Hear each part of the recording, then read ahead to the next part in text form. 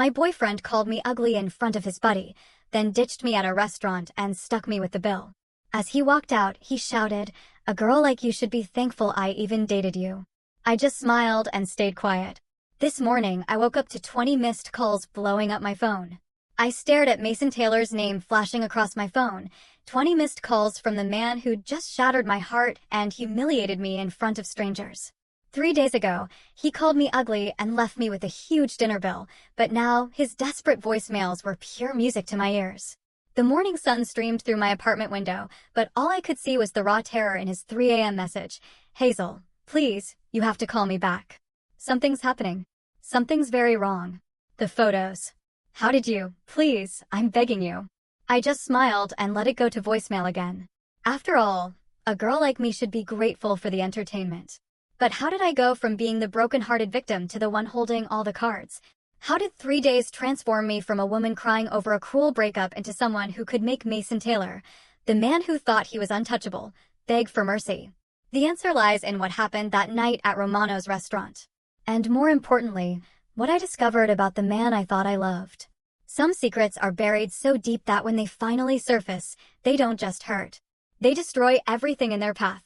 And Mason Taylor was about to learn that the quiet, ugly girl he discarded so carelessly had been hiding secrets of her own. 3 days earlier, I sat across from Mason at Romano's, the upscale Italian restaurant where we'd had our first date 2 years ago. The irony wasn't lost on me that he'd chosen the same place to end things, though I didn't know it yet. "You look beautiful tonight," he said, but his eyes were already scanning the room, looking for someone more interesting than his girlfriend of 24 months. I wore the emerald green dress he'd bought me for Christmas. My auburn hair fell in soft waves around my shoulders, and I'd spent an hour perfecting my makeup. I thought I looked good. I thought he'd think I looked good too. Oh, how naive I was. "Thank you," I whispered, reaching across the table to touch his hand. His skin felt cold, distant. "Mason, is everything okay? You seem different lately." He pulled his hand away and signaled the waiter for another whiskey. His third one. "Everything's fine, Hazel. Can't a guy take his girlfriend out for dinner without getting the third degree?" The words stung, but I pushed the feeling down. Mason had been stressed with work lately, or so he told me. His marketing firm was demanding, and I understood pressure. I worked 60-hour weeks at the hospital as a trauma nurse. I knew about stress. I didn't mean, "Hey, Mason."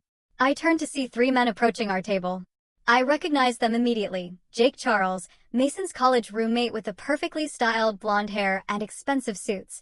Trevor Banks, who worked at the same marketing firm and always made uncomfortable jokes, and Ryan Mitchell, the one who never remembered my name despite meeting me dozens of times. Guys. Mason's entire demeanor changed. His face lit up like someone had plugged him into an electrical outlet. "What are you doing here?" "We were just finishing up dinner with some clients," Jake said, his eyes barely acknowledging my presence. "Mind if we join you for a drink?" I wanted to say yes, I minded.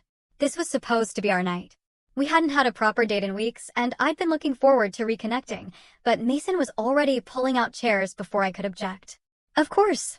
Hazel, you remember the guys?" "Hi," I said softly, managing a small wave. Trevor nodded absently. Ryan looked right through me. Jake at least had the courtesy to smirk. The next hour was torture. They talked about work, about people I didn't know, about sports I didn't follow. Every time I tried to contribute, one of them would interrupt or change the subject. Mason laughed at their jokes. Jokes that weren't funny, jokes that were sometimes cruel, jokes that made me shrink further into my chair. "So, Mason," Trevor said, leaning back in his chair and eyeing me with a look I couldn't quite decipher. "When are you going to upgrade?" The table went quiet. Mason's whiskey glass paused halfway to his lips. "What do you mean?" Mason's voice was carefully neutral. "Come on, man." Jake jumped in, his voice lowering to what he probably thought was a whisper, but wasn't. "You know what we mean. You're successful.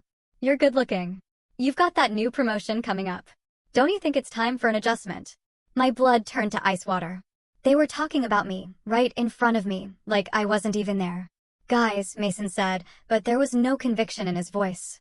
No anger, no defense of the woman he supposedly loved. "I mean, look around this place," Ryan said, gesturing broadly at the elegant restaurant filled with beautiful couples. "Look at the caliber of women here. Don't you want someone who fits?"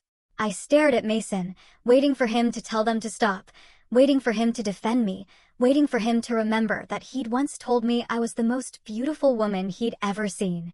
That he loved my smile, my laugh, the way I got excited about old movies and rescued stray cats.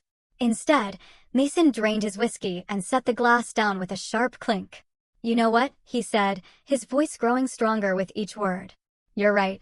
The restaurant noise faded to a dull buzz. My heart stopped beating. The world tilted sideways. "Mason." My voice came out as barely a whisper. He turned to look at me then, and I saw a stranger.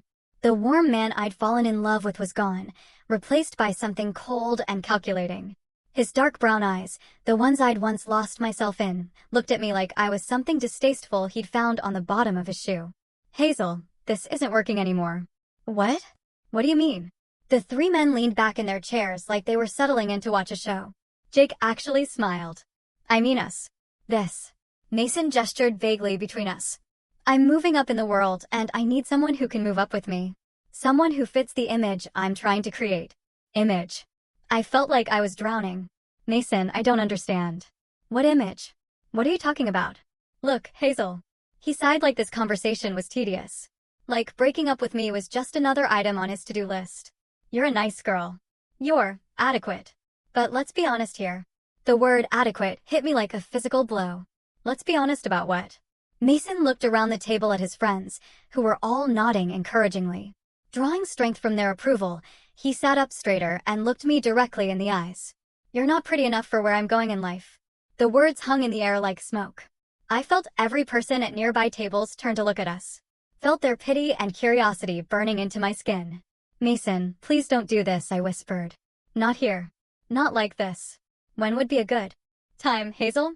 When would be the right time to tell you that you're just not enough?" Trevor snorted. "Damn, dude. Harsh, but necessary." Jake added, "Sometimes you have to be cruel to be kind." "You want to know the truth?" Mason continued, his voice getting louder. Other diners were definitely staring now. "The truth is that I've been embarrassed to be seen with you for months. My colleagues asked me about my girlfriend, and I make excuses not to bring you to company events because you don't fit. You don't belong in my world." Each word was a knife between my ribs. I gripped the edge of the table so hard my knuckles turned white. "Mason, stop. Please. You work in a hospital, dealing with blood and vomit all day. You drive a 10-year-old Honda. You shop at discount stores and think Olive Garden is fine dining. And you." He paused, looking me up and down with disgust. "You're just not attractive enough to make any of that worth overlooking." Ryan whistled low. "Jesus, Mason." "What?" She needs to hear this.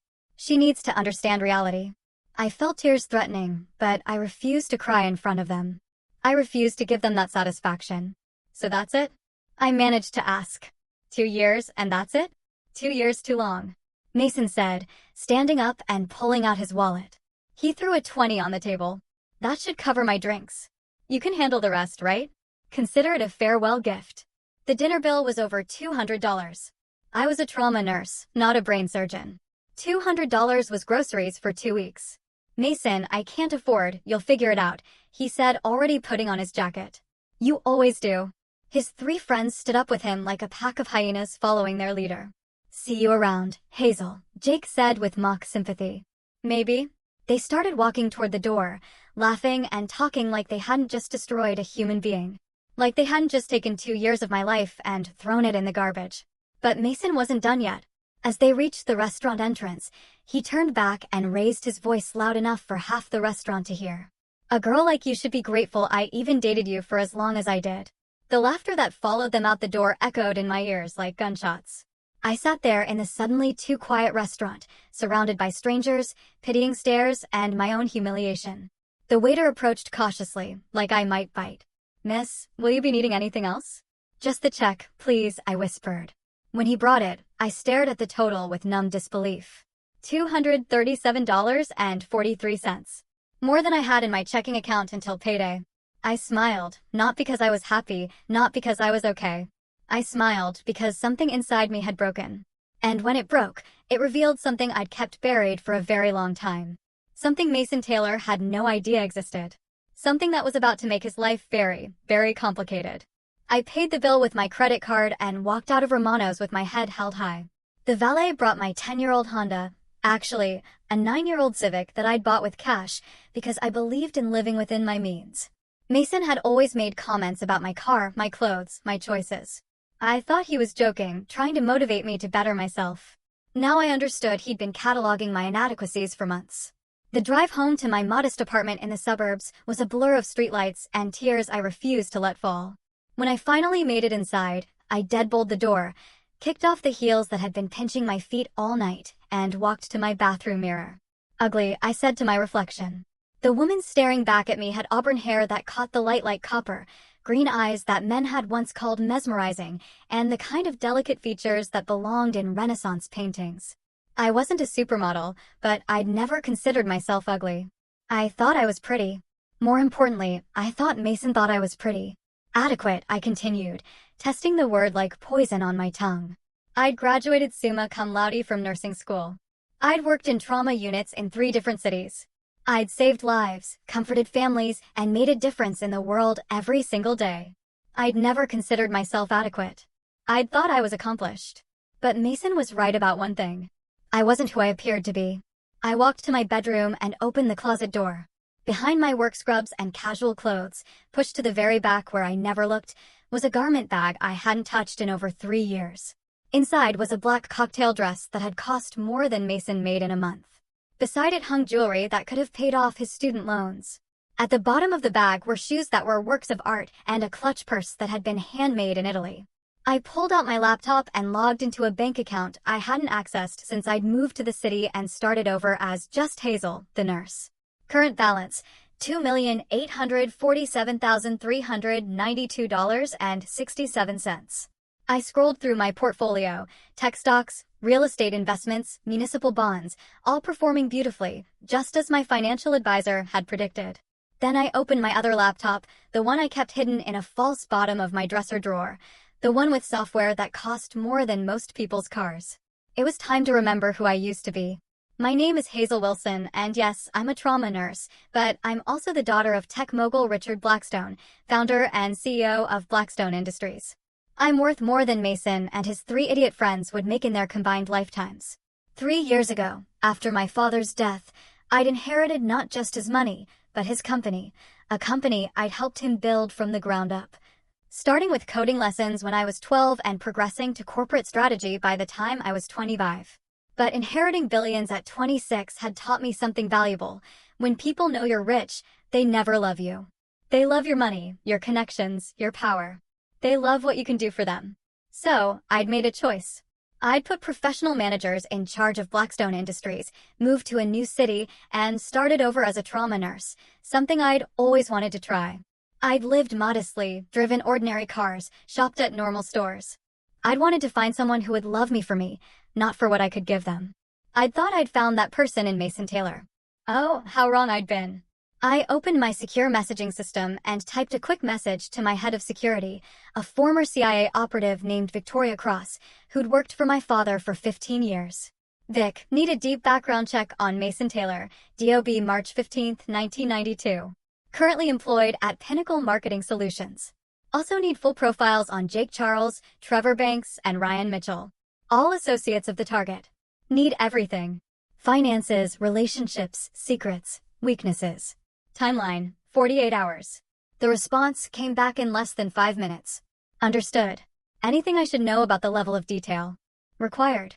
I smiled at my reflection in my laptop screen. Find everything, Vic, leave no stone unturned. They hurt someone I care about. Will do. Sorry to hear that. Do you need additional resources? Not yet, but keep the team on standby. I closed the laptop and walked back to my closet. Tomorrow, I would go to work, smile at my patients, and pretend to be heartbroken Hazel Wilson, the dumped nurse who couldn't afford a fancy dinner. But tonight, I had planning to do. Mason Taylor had made the mistake of thinking I was weak, ordinary, and beneath him. He'd humiliated me in public because he thought I had no power, no resources, no ability to fight back. He was about to learn that sometimes the quietest people are quiet for a very good reason. The next morning at the hospital, I went through my rounds like a ghost. I checked on Mrs. Rodriguez, who was recovering from a heart attack. I helped Dr. Thompson stabilize a car crash victim. I comforted a scared teenager who'd overdosed at a party. Normal Hazel Wilson things, the kind of adequate work that adequate people do. My phone buzzed with a text from my best friend and fellow nurse, Emma Clark. Girl, you look like hell. Coffee break? No, Emma was the only person in the city who knew anything about my past. And even she didn't know everything. I'd met her during nursing school and told her I came from money, but wanted to make my own way. She thought money meant my family was upper middle class, not that I could buy the hospital we worked in without checking my bank balance. Okay, spill, Emma said when we sat down in the hospital cafeteria with our terrible coffee. You're doing that thing where you smile, but your eyes look dead. What happened? Mason broke up with me. That bastard. How? I told her the story, watching her face cycle through disbelief, anger, and finally rage. He called you what? In public. Emma's voice carried across the cafeteria, making several people turn to look. That piece of garbage. Hazel, honey, you know he's wrong, right? You know you're beautiful. Do I? I asked quietly. Yes, you absolutely do. You're stunning. You're brilliant. You're kind. And you save lives for a living. Mason Taylor is a walking pile of mediocrity in an expensive suit. You're worth 100 of him. If only she knew how literally true that was. It's fine, I said.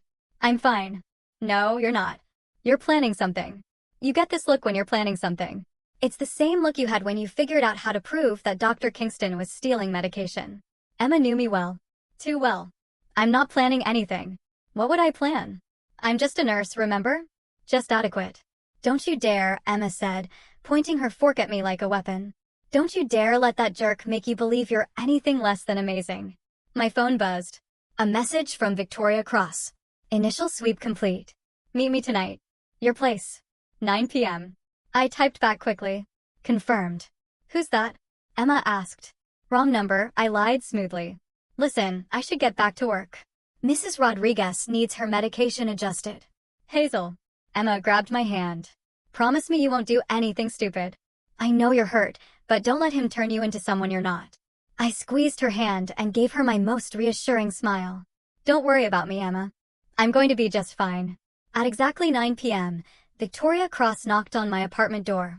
She looked exactly the same as she had 3 years ago, platinum blonde hair pulled back in a severe bun, sharp blue eyes that missed nothing, and the kind of understated elegance that came from years of operating in high-stakes environments.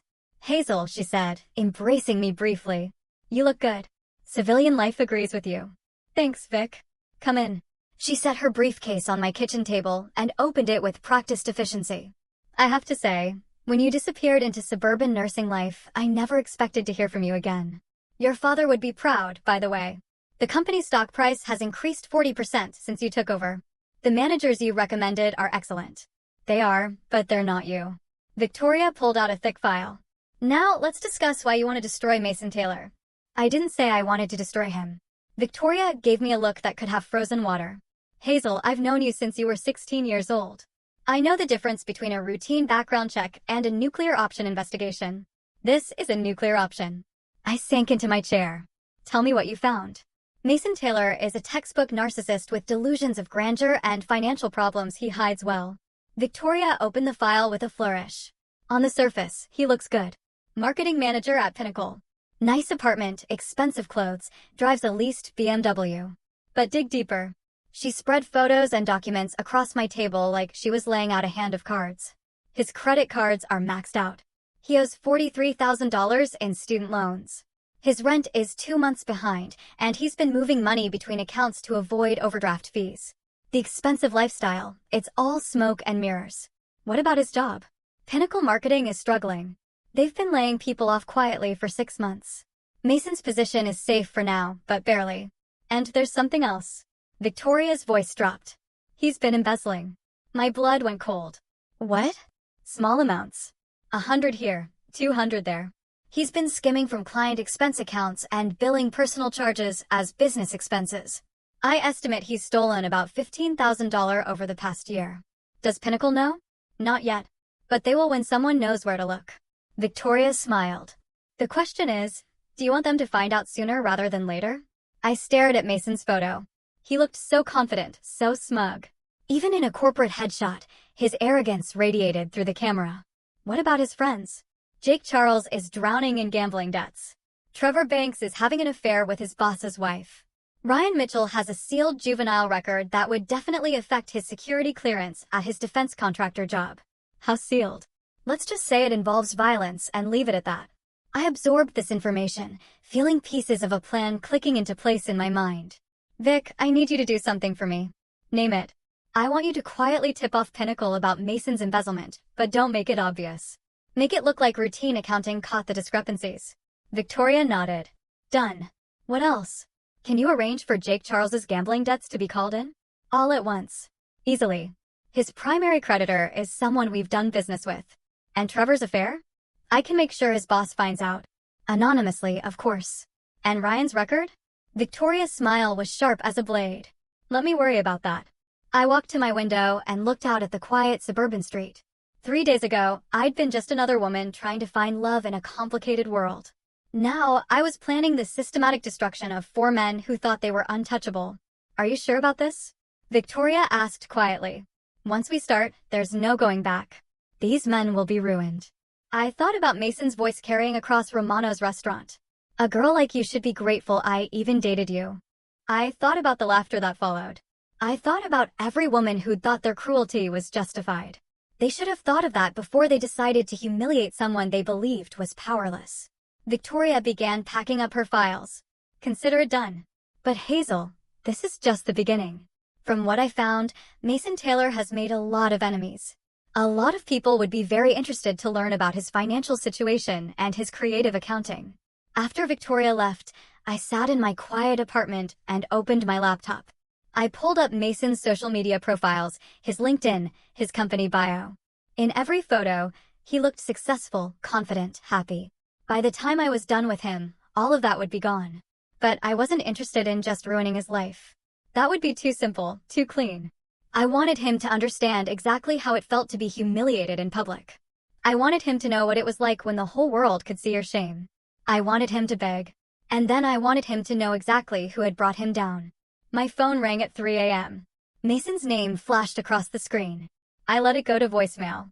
The plan was just beginning. The first domino fell on Tuesday.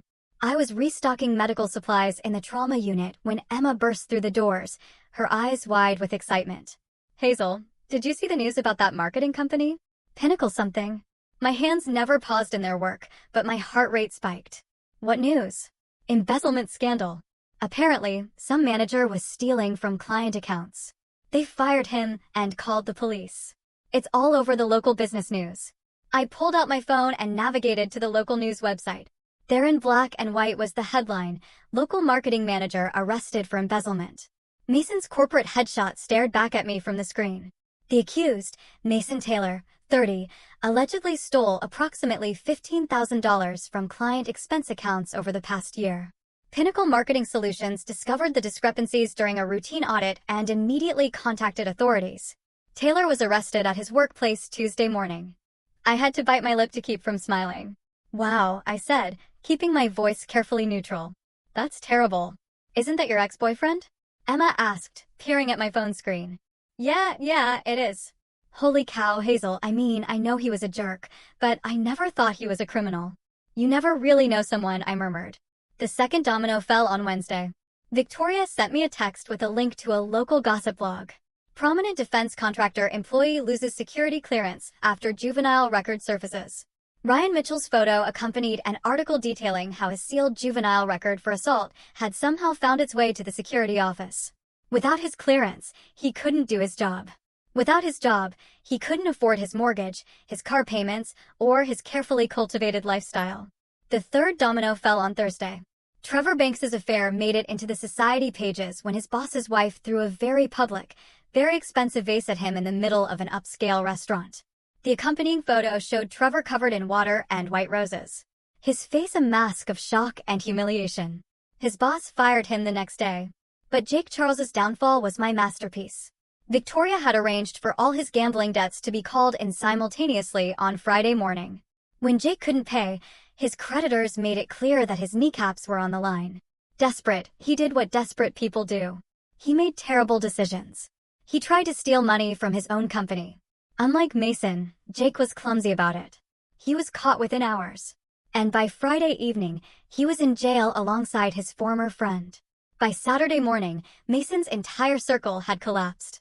That's when he started calling me. The first call came at 6 a.m. I was making coffee, humming quietly to myself when my phone rang. Hazel. Hazel, thank God you answered. Mason, I injected confusion into my voice. Why are you calling me? I thought you said, look, I know what I said at the restaurant was wrong. I was drunk. I was showing off for the guys. I didn't mean it. You seemed pretty clear about what you meant. Please, Hazel. I'm in trouble. Real trouble. I've been arrested. I've lost my job and I need help. What kind of help? Legal help. Financial help. I can't afford a good lawyer. And the public defender they gave me looks like he's barely out of law school. I let silence stretch between us. Hazel, are you there? I'm here. I'm just confused about why you think I'd help you. You said I was ugly, remember? You said I was adequate at best. You said I should be grateful you dated me. I was wrong. I was completely wrong. You're beautiful. You're amazing. And I was an idiot to let you go. So, you want me back? Yes. Yes. Absolutely. We can work this out. We can. I hung up. He called back immediately. I let it go to voicemail. Hazel, please don't hang up on me. I love you. I know I have a shitty way of showing it, but I love you. Please call me back. The second call came 2 hours later. Hazel, something really weird is happening. It's not just me. Jake, Trevor, Ryan, we're all going through hell right now. Jake and I are both arrested. Trevor lost his job. Ryan lost his clearance. It's like someone is targeting us. Now, that was interesting. That does sound strange, I said carefully. Right? I mean, what are the odds? All four of us having disasters in the same week. Pretty low, I'd imagine. Exactly. Look, I know this sounds crazy, but I think someone is messing with us. Someone with serious resources. Like who? I don't know. A competitor, maybe? Or someone we pissed off. He was getting closer to the truth than I'd expected. Mason was stupid, but he wasn't completely oblivious. Mason, I think you're being paranoid. Sometimes bad things just happen, all at once to all of us. Come on, Hazel. You're smart. You see patterns at the hospital all the time. Doesn't this seem orchestrated to you? I think you're looking for someone to blame for your own bad choices. My bad choices? Hazel, I didn't choose to have someone discover my financial irregularities. I was careful. Very careful. Maybe not careful enough. There was a long pause. You know what? You're right. I made mistakes and now I'm paying for them, but that doesn't change the fact that I need help. And you're the only person I trust. The only person you trust? Really? Yes. You're the only person who ever cared about me for me. Not for what I could give them. The irony was so thick I could have cut it with a knife. What exactly do you want from me, Mason? A loan. Just enough to hire a decent lawyer. I'll pay you back as soon as I get back on my feet. How much? $50. 000. I almost laughed. $50,000. I made that much in investment interest every few days. Mason, I'm a trauma nurse. Where would I get $50,000? You could get $50,000? And I can't qualify for a loan that big. Then what about a smaller amount? $20,000? $10,000? Anything would help. I pretended to consider this. I might be able to scrape together $5,000. But Mason, after what you said to me, after how you treated me, why should I help you? Because you're a good person. Because you save lives every day. Because somewhere deep down, you still care about me. He was right about one thing. I still cared about him. I cared about watching him squirm. I need time to think about it. How much time? A few days. Hazel, I don't have a few days. My hearing is Monday. If I don't have a lawyer then you'll have a public defender. Lots of people get by with public defenders. Lots of people go to prison with public defenders. Maybe you should have thought of that before you started stealing. The silence stretched so long I thought he'd hung up. Hazel, do you hate me? Such a simple question. Such a complicated answer. No, Mason, I don't hate you. It was the truth. Hate was too small an emotion for what I felt. Hate was what you felt for someone who'd hurt you, but was still on your level. What I felt for Mason Taylor was something much more dangerous. I felt nothing. He was a problem to be solved, an equation to be balanced, a stain to be cleaned up. Thank you, he whispered. I'll call you tomorrow. Sure. After I hung up, I opened my laptop and transferred $5,000 from one of my investment accounts to my regular checking account. Not because I was going to give it to Mason, but because I wanted him to see exactly how much I was worth when the time came to reveal the truth. The third call came Sunday night and Mason sounded different. Desperate. Hazel, I've been thinking about what I said about your family. My blood turned to ice water. Who? Your family. What? Think about it. You told me your family had money, right? Not like rich, but comfortable. What if they found out what I said to you? What if they decided to teach me a lesson? I almost admired his intuition. He was completely wrong about the details, but he grasped the essential truth. Someone with resources was systematically destroying his life. Mason, my family doesn't have the kind of money or connections to do something like this. Are you sure? I mean, really sure, because the timing is too perfect. I break up with you in the most public, humiliating way possible, and then within a week, my entire world falls apart. That's quite an ego you have there. You think my family cares enough about me to launch some kind of revenge plot? Don't they? The question hung in the air like a blade. Mason, you're being paranoid. My family barely has enough money to cover their own bills, much less hire private investigators or whatever you think they did. Then explain it. Explain how 4 successful guys all get destroyed in the same week. You weren't that successful, I said quietly. You just pretended to be. What's that supposed to mean? It means maybe the universe is just correcting an imbalance. Maybe you all got away with things for too long, and now the bill is coming due. That's not how the world works, Hazel. Isn't it? The 4th call came Monday morning at 3 a.m. I was awake anyway, sitting in my living room with a cup of tea, watching the sunrise and thinking about justice. Hazel. Mason's voice was raw, broken. I'm sorry. I'm so damn sorry. What happened? My hearing went badly. They're talking about 18 months in prison. 18 months, Hazel, and that's if I plead guilty. I'm sorry to hear that. Are you really sorry? Because sometimes I wonder if you're happy about this. I took a slow sip of my tea. Why would I be happy about this? Because of what I said to you. Because I hurt you, Mason.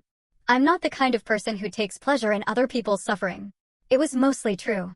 I didn't take pleasure in suffering in general. Just his suffering. Just the suffering of men who thought they could crush other people without consequences. I know you're not. That's why I'm calling. That's why I need you to help me. I told you I need time to think about the loan. Not the loan. Something else. What? I need you to be a character witness. The request hit me like a physical blow. What? At my sentencing hearing. I need people to testify that I'm not a bad person, that I made mistakes, but I don't deserve to go to prison. You knew me better than anyone. If you could just tell them about the good times we had, about how I was with you when we were alone. Mason, please. I know I don't deserve your help. I know I was cruel and stupid and wrong about everything, but Hazel, if you could see me now, I'm broken. I'm completely broken. I could hear it in his voice. The arrogance was gone. The confidence was gone. The casual cruelty that had let him humiliate me in public was gone. All that was left was fear and desperation. It was the most beautiful sound I'd ever heard. I'll think about it, I said. Really? Really? Thank you. Thank you so much, Hazel. I promise you, if you help me get through this, I'll spend the rest of my life making it up to you. I'll be the man you deserved from the beginning. After I hung up, I sat in my quiet apartment and smiled. Mason Taylor thought he was manipulating me. He thought he could use my kindness, my love, my forgiving nature to save himself from the consequences of his own actions. He had no idea that the kind, forgiving Hazel Wilson he'd fallen in love with had died in Romano's restaurant 3 weeks ago. In her place was someone much more interesting, someone who understood that mercy was a luxury only the powerful could afford to give. And I was feeling anything but generous. The courthouse was exactly what I'd expected, imposing gray stone, high ceilings, and the kind of institutional lighting that made everyone look guilty. I sat in the back row of the courtroom wearing a simple navy dress and my most innocent expression. Mason sat at the defendant's table with his overworked public defender, looking like a man who'd aged 10 years in 3 weeks. His expensive suits were gone, replaced by an ill-fitting gray ensemble that screamed borrowed from a relative. His perfectly styled hair was disheveled, and there were dark circles under his eyes. He looked, in other words, like a man who was finally facing reality. When the judge called for character witnesses, I stood up. Your Honor, I'd like to speak on behalf of the defendant. Mason's head whipped around, and the relief that flooded his face was almost painful to watch. He mouthed thank you at me, his eyes bright with unshed tears. I walked to the witness stand with measured steps, placed my hand on the Bible, and swore to tell the truth, the whole truth, and nothing but the truth. State your name and relationship to the defendant, the judge instructed. My name is Hazel Wilson. Mason Taylor was my boyfriend for 2 years. Was, yes, Your Honor. We broke up recently. I see. And despite this breakup, you're here to speak on his behalf. I am. Please tell the court about your relationship with Mr. Taylor. I looked directly at Mason, who was watching me with desperate hope. Your Honor, I met Mason 2 years ago, and I thought I knew him well. He could be charming, funny, and attentive when he wanted to be. He took me to nice restaurants, bought me gifts, and told me he loved me.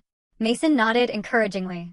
However, I continued, I also saw another side of Mason Taylor, a side that I think is relevant to these proceedings. The hope in Mason's eyes flickered.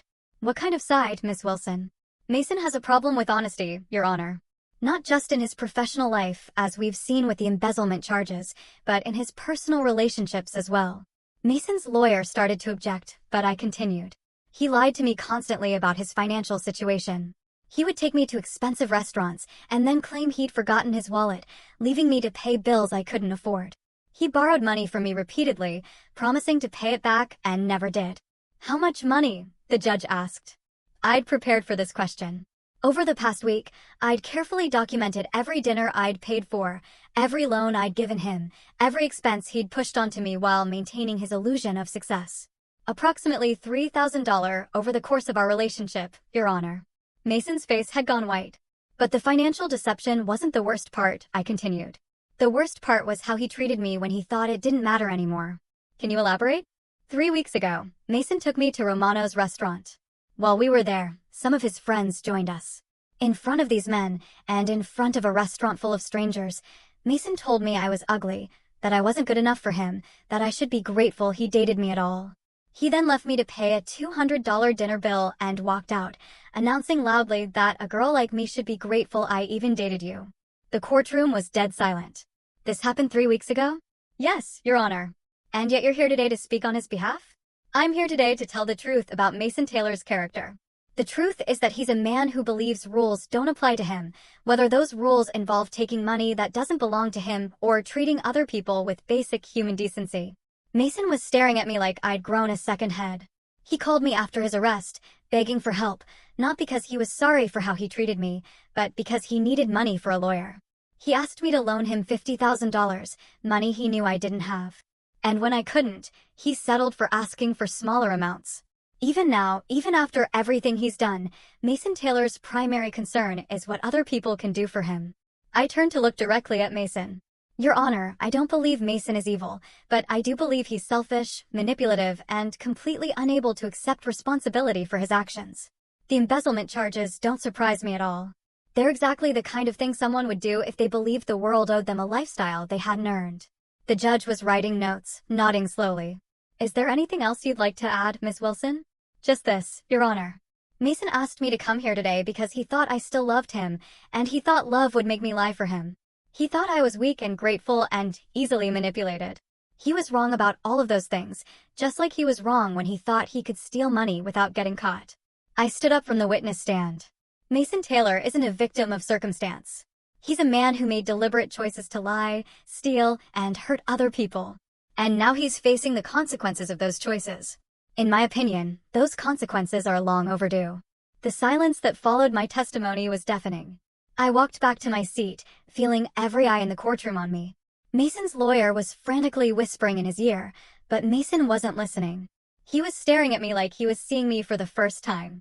When the judge announced a recess, Mason broke away from his lawyer and approached me in the hallway. What the hell was that? He demanded. That was the truth. The truth? Hazel, you just destroyed any chance I had of getting a light sentence. Did I? I thought I was being a character witness. I witnessed your character and I shared what I saw. You vindictive jerk. I can't believe I ever thought I loved you. I smiled. There's the Mason I know. For a while there, with all the begging and crying, I thought prison had changed you already. You think this is funny? I think justice is beautiful. Mason grabbed my arm, his fingers digging into my skin. You have no idea who you're messing with. Don't I? Something in my voice made him loosen his grip. You want to know something interesting, Mason? You were right when you said someone was targeting you and your friends. Someone with resources, someone with connections, someone who could orchestrate the kind of systematic destruction you've all experienced. His eyes widened. You were just wrong about who it was. What are you saying? I'm saying that adequate little Hazel Wilson, the ugly trauma nurse who should have been grateful for your attention, isn't quite what she appears to be. Mason's face cycled through confusion, fear, and finally terrible understanding. It was you. Of course. But how? You don't have that kind of money, that kind of power. Don't I? I pulled out my phone and showed him my banking app. The screen displayed a balance that made his embezzlement look like pocket change. My name is Hazel Wilson, I said quietly. But my maiden name was Blackstone, as in Blackstone Industries. As in the tech company worth about $12 billion. As in the inheritance I've been managing very successfully for the past 3 years while pretending to be a simple nurse. Mason's legs gave out. He slumped against the courthouse wall, staring at me like I was a ghost. You're rich. I am wealthy beyond your comprehension, Mason. I could have bought your entire company without noticing the expense. I could have paid your legal fees with my daily investment returns. I could have made all your problems disappear with a single phone call. Then why didn't you? Because you called me ugly in front of a restaurant full of people and left me to pay for dinner. The simplicity of it seemed to break something in his brain. That's it? That's why you destroyed my life? Because I was mean to you at dinner? You humiliated me in public because you thought I was powerless. You were wrong. Hazel, please, if you have all that money, if you have all that power, you can fix this. You can make this go away. Please, I'm begging you. Why would I do that? Because you loved me once. Because somewhere inside, the woman who loved me is still there. I studied his face, taking in the desperation, the fear, the complete collapse of everything he thought he knew about the world. You're right, I said finally. The woman who loved you is still here. Hope flashed across his features, but she died in Romano's restaurant 3 weeks ago when the man she trusted with her heart decided to destroy her in front of strangers for the entertainment of his friends. Hazel, the woman standing in front of you now, is someone else entirely. Someone who understands that mercy is a luxury and forgiveness is a gift that has to be earned. What do you want? Tell me what you want and I'll do it. I want you to go to prison, Mason. I want you to have 18 months to think about what it feels like when someone more powerful than you decides you're disposable.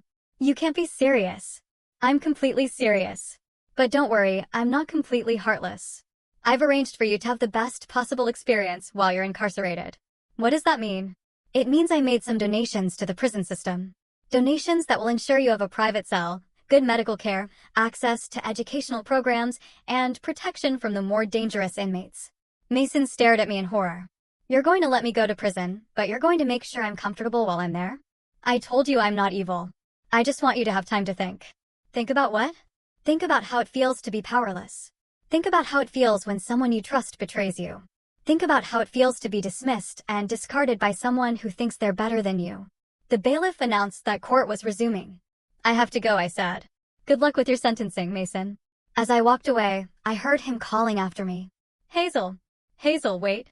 We can work this out. We can. But I was already gone. Mason Taylor was sentenced to 18 months in federal prison. I wasn't in the courtroom when it happened. I was at work, helping Dr. Martinez stabilize a construction worker who'd fallen from scaffolding. But Victoria sent me a text with the news. Package delivered. Target acquired. Mission accomplished. That evening, I sat in my apartment with a glass of wine and reflected on the past month. For men who'd thought they were untouchable had learned otherwise. For men who'd believed they could humiliate someone without consequences had discovered they were wrong. But I wasn't done yet. 6 months into Mason's sentence, I received a letter. It was handwritten on prison stationery, and my name was written in careful block letters on the envelope. Dear Hazel, I know you probably don't want to hear from me, but I needed to write this letter. I've had a lot of time to think about what happened, about what I did, and about who you really are. You were right about everything. I was selfish, cruel, and completely blind to what I had. I treated you terribly because I thought you couldn't fight back. I thought you were weak and dependent and grateful. I was wrong about all of it. I've been thinking about something you said in the courthouse hallway. You said the woman who loved me died in Romano's restaurant. I think you're wrong about that. I think that woman was never really there at all. I think you've been playing a game since the day we met, and I was too stupid to realize it. I think you've been watching me, studying me, waiting for me to show you who I really was. And when I finally did, when I revealed exactly how shallow and cruel I could be, you decided it was time to end the game. I don't blame you for that. I would have done the same thing if I were smart enough and powerful enough to pull it off. What I can't figure out is why you dated me in the first place. With your money, your resources, your intelligence, you could have had anyone. Why me? Why waste 2 years on someone like me? I think it's because you were lonely. I think being that rich, that powerful, makes it impossible to trust anyone. Everyone wants something from you. Everyone has an angle. You tried an experiment. You pretended to be someone ordinary to see if you could find someone who would love you for who you were, not what you could give them. The experiment failed. I failed. I'm sorry for that, Hazel. Not just sorry I got caught. Not just sorry I'm in prison, but truly sorry that I proved you can't trust anyone. Sorry that I took your hope and crushed it in front of a restaurant full of strangers. You probably won't believe this, but I did love you. Not the real you. I never knew the real you, but I loved the woman you pretended to be. I loved your kindness, your dedication to helping people, your laugh when you watched old movies. I loved how excited you got about small things and how you cried during commercials with dogs. I just loved all of that less than I loved impressing my friends. I don't know if the real Hazel Blackstone has any of those qualities, or if they were all part of the performance. But if they were real, if any part of the woman I fell in love with was real, then I'm sorry I wasn't good enough for her. I'm not writing this to ask for forgiveness. I'm not writing this to ask you to get me out of prison early. I know I deserve to be here. And, honestly, prison is probably the safest place for me right now. Jake Charles is in the cell next to mine. And he's told me some interesting stories about what happened to Trevor and Ryan after they got out. Apparently, Trevor's wife left him and took half of nothing, which was still more than he deserved. And Ryan, well, let's just say that losing his security clearance was the least of his problems. Funny how many people have grudges against a guy who used to beat up kids when he was 16. I'm writing this because I want you to know that your experiment wasn't a complete failure. I did love you as much as someone like me is capable of loving anyone. And I think somewhere under all that anger and calculation, you loved me too. Maybe that's enough. Maybe that's more than either of us expected to get. I hope you find someone worthy of the real you, whoever that is. I hope you find someone who sees your wealth and your power and your intelligence, and still loves the woman who rescues stray cats and cries at movies. I hope you're happy, Hazel. You deserve happiness more than anyone I've ever known. Mason, thank you for the private cell and the protection. You didn't have to do that. The fact that you did tells me that the kind woman I fell in love with was real, at least partly. That means something to me. I read the letter 3 times, then walked to my kitchen and poured myself another glass of wine. Mason Taylor was more perceptive than I'd given him credit for. He'd understood things about me that I'd barely understood myself. He was right about the experiment. I had been testing him, testing all of them, to see if genuine love was possible when money and power were removed from the equation. He was right about the loneliness, too. When you can buy anything, when you can solve any problem with a phone call, when people's entire demeanor changes once they learn your net worth, it becomes impossible to know who actually cares about you. But he was wrong about one thing. The woman he'd fallen in love with wasn't a performance. She was real. She'd been real when she'd nursed him through the flu. Real when she'd laughed at his terrible jokes. Real when she'd fallen asleep in his arms watching old movies. She'd been real right up until the moment he'd called her ugly in front of a restaurant full of strangers. Now she was gone. And in her place was someone harder, smarter, and infinitely more dangerous. I walked to my laptop and opened my secure messaging system. Victoria, I need you to arrange something for me. What do you need? Mason Taylor's sentence. I want it reduced to time served. There was a long pause before Victoria responded. Are you sure about that? He's only been in 6 months. We went to a lot of trouble to put him there. I'm sure. Can you make it happen? Of course. Any particular reason? He passed the test. What test? The final exam. I don't understand. I stared at Mason's letter, at his careful handwriting, at words that had cost him something to write. He figured out who I really am, Victoria. Not just the money, not just the power, but the person underneath. And he's genuinely sorry for what he did. Not because he got caught, but because he hurt someone he loved. So, you're going to forgive him? No. I'm going to free him. There is a difference. Hazel, make the arrangements. Vic Mason Taylor has learned his lesson. I was restocking medical supplies in the trauma unit when Emma burst through the doors with a familiar look of excitement. Hazel, guess who I saw at the coffee shop this morning? I didn't have to guess. I'd been expecting this conversation for weeks. Mason Taylor. Emma's face fell. How did you know? Lucky guess. How did he look? Honestly, terrible. I mean, not terrible, but different. Older, sadder. He asked about you. What did you tell him? I told him you were doing great, that you'd been promoted to head trauma nurse, and that you were dating someone new. 2 out of 3 were true. I had been promoted, and I was doing great. The dating part was a fiction I'd asked Emma to maintain. What did he say? He said he was glad you were happy. And then he asked me to give you something. Emma pulled an envelope from her pocket. My name was written across it in the same careful block letters I remembered from his prison letter. Did he say anything else? He said to tell you that he understood why you did what you did, and that he hoped someday you might forgive him enough to read what he wrote. I took the envelope but didn't open it. Emma, what do you think I should do about Mason? Honestly, Hazel, I think you should stay as far away from him as possible. I don't care how sorry he is or how much prison changed him. What he did to you is unforgivable. And if he really has changed, then good for him. He can go change for someone else. That evening, I sat in my apartment with the envelope in my hands. Outside my window, the suburban street was quiet, peaceful, normal. Inside, I was anything but. Finally, I opened it.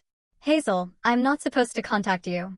I'm sure you could have me arrested for harassment, and, honestly, I wouldn't blame you. But there are things I need to say, and I'm hoping you'll give me the chance to say them. I know what you did. I know you arranged for my early release, just like I know you arranged for my comfortable stay in prison. I know because the same lawyer who told me about my sentence reduction also told me that an anonymous benefactor had been covering his fees. Anonymous benefactor, right? I want you to know that I don't expect anything from you. I'm not writing this to ask for a second chance or to beg for forgiveness or to try to win you back. I know that ship sailed a long time ago and it's not coming back to shore. I'm writing this to say thank you. Thank you for showing me who I really was. Thank you for holding up a mirror and forcing me to look at the ugly, selfish, cruel person I'd become. Thank you for teaching me that actions have consequences, even for people who think they're too smart or too charming to get caught. Most of all, thank you for showing me mercy when you had every reason not to. I spent 6 months in prison thinking about what you said in the courthouse. You said the woman who loved me died in Romano's restaurant. Maybe that's true, but if she's gone, I'm the one who killed her, and I have to live with that for the rest of my life. I'm different now, Hazel. Prison changes you, but more than that, understanding what I lost changes you. I know I can't prove that to you with a letter, and I'm not asking for the chance to prove it in person. I'm just telling you because I think you deserve to know. I'm working at a nonprofit now, helping people who are struggling with debt and financial problems. It doesn't pay much, but it feels good to use my marketing skills to help people instead of taking advantage of them. It feels good to wake up in the morning knowing I'm going to make someone's life better instead of worse. I'm also going to therapy twice a week. Dr. Rodriguez says I have narcissistic tendencies and an unhealthy need for external validation. She says it's going to take years of work to unlearn the patterns I've spent my whole life developing. I'm willing to do the work. I know none of this matters to you. I know you've moved on with your life, found someone who deserves the amazing woman you are. But I needed you to know that your experiment wasn't a complete failure. You wanted to find out if someone could love the real you. The answer is yes, I did love you, Hazel. Not perfectly, not unselfishly, but genuinely. The problem wasn't that you're unlovable. The problem was that I wasn't worthy of loving you. Maybe someday I will be. Not for you. I know that chance is gone, but for someone else, someone who won't make the mistakes I made. Thank you for everything, Hazel. Thank you for loving me when I didn't deserve it. Thank you for freeing me when I'd learned from it. I hope your life is everything you wanted it to be. Mason. I set the letter down and walked to my window. The street was still quiet, still peaceful, still normal. But something had changed inside me. For the first time in almost a year, I felt lighter, like a weight I'd been carrying had finally been lifted. Mason Taylor had hurt me, humiliated me, and betrayed me. But he'd also learned from it, grown from it, and become a better person because of it. Maybe that was enough. Maybe that was more than I'd expected when this whole thing started. I picked up my phone and typed a text message. Mason, I got your letter. I'm proud of the work you're doing, and I'm glad you're getting help. You're right that we can't go back, but I want you to know that I forgive you. Not for your sake, but for mine. Carrying anger is exhausting, and I'm tired of being angry. Be well, Hazel. I hit send before I could change my mind. His response came back within minutes. Thank you. That means more to me than you'll ever know. I deleted his number from my phone, then walked to my closet and pulled out the garment bag I hadn't touched in over a year. Inside were the expensive clothes, the designer jewelry, the symbols of a life I'd left behind when I decided to pretend to be normal. But I wasn't normal. I never had been. I was Hazel Blackstone, daughter of a tech mogul, heir to a billion-dollar fortune, and one of the most powerful women in the country. It was time to stop.